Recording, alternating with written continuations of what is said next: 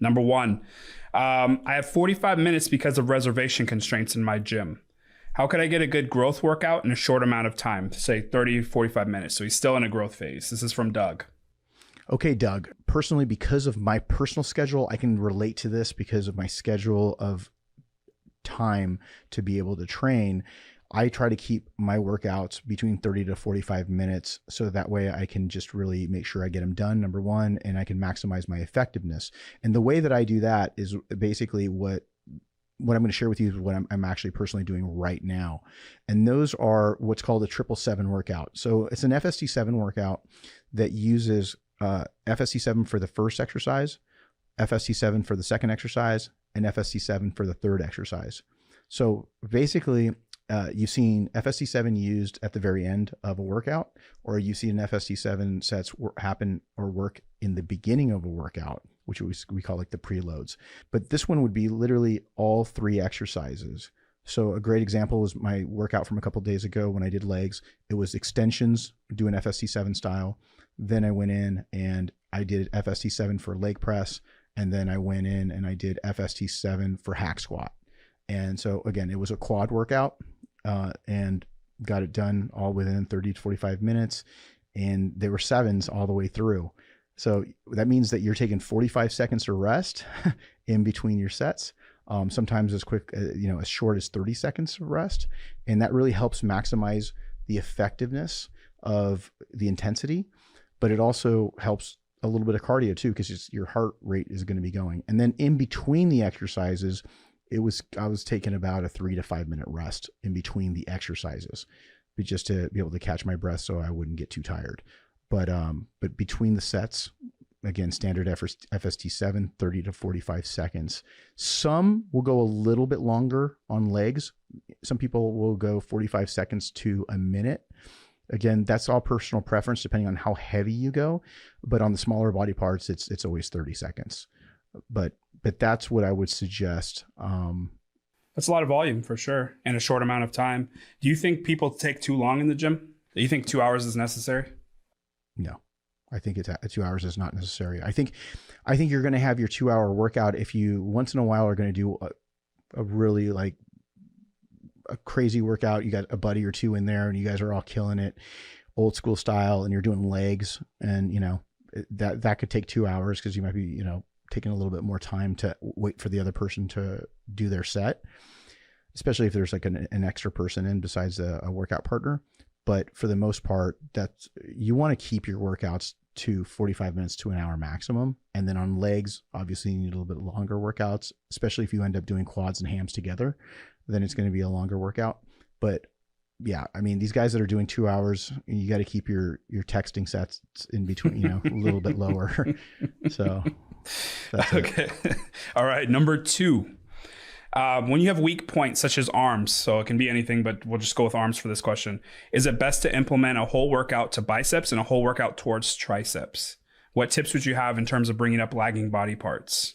And what volume or workout intensifiers would you implement in terms of bringing up these body parts? From our man, Snippety Dippity. Snippety Dippity Doc. All right. So that's a multifaceted question. So no, I don't believe that a full arm, like a full hour, 45 minutes. Biceps and triceps. Biceps. Well, no. Biceps and triceps together, yes, you could do that, but not just biceps. Yeah, separate's crazy. Right. Yeah, it's a little bit crazy. Now, have I heard of going in and you're limited on the time and you're just going to do biceps? Sure, because of time limitations or constraints. But if you actually have the time, what I tend to do is I tend to break up my the body parts where I do a major and minor, classic chest and tricep, let's say, back and bicep type of movements where you have a major and a minor body part. And then at the end of the week, I like to do, when I build out my programs, I like to do arms by themselves. And that could be completely changed up depending on if a person's got weaker biceps versus triceps, where I like to do, which ones I like to work out first. Obviously, I always like to get ahead of things with having the weaker body part first. So if you have weaker triceps, I like to start that off that arm workout with triceps. But I'm a big believer in doing a separate arm workout for people who have arms is a lagging body part, and I like doing them twice a week. So there are times where I've actually built out programs where they've done them even more often than that.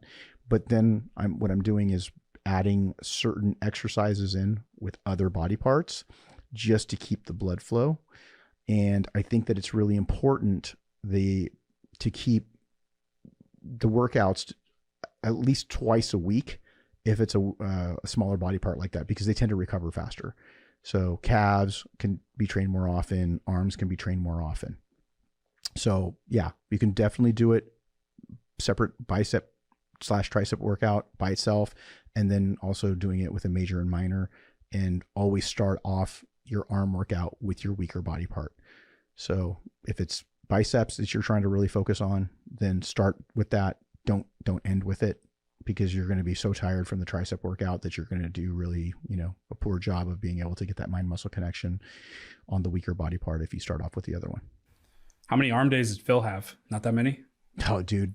Are you kidding me? Phil's like the worst example ever.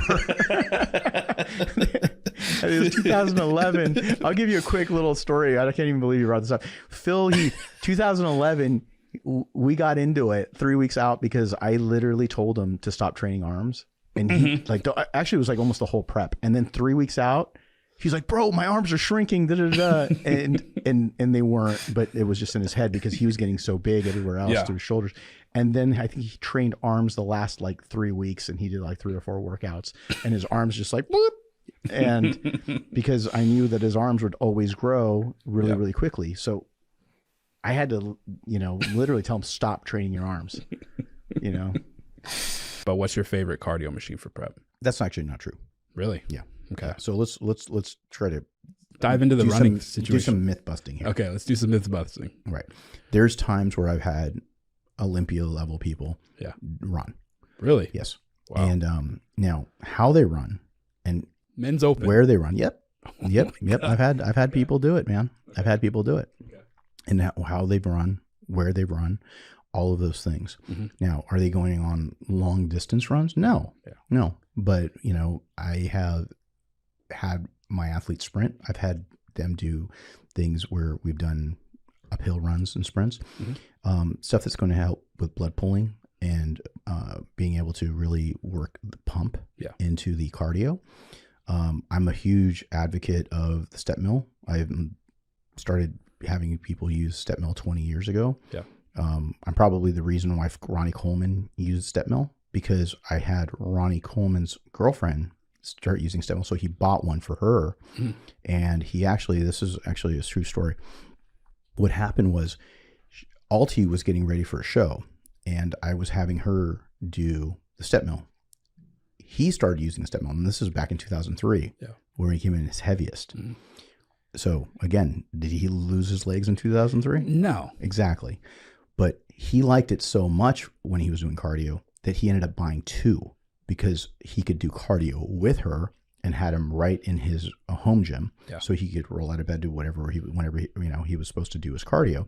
But he started using the step mill because I had Alti using it. And then when he started using it, he started seeing more detail, and he liked it so much that, like I said, he ended up buying 2 of them.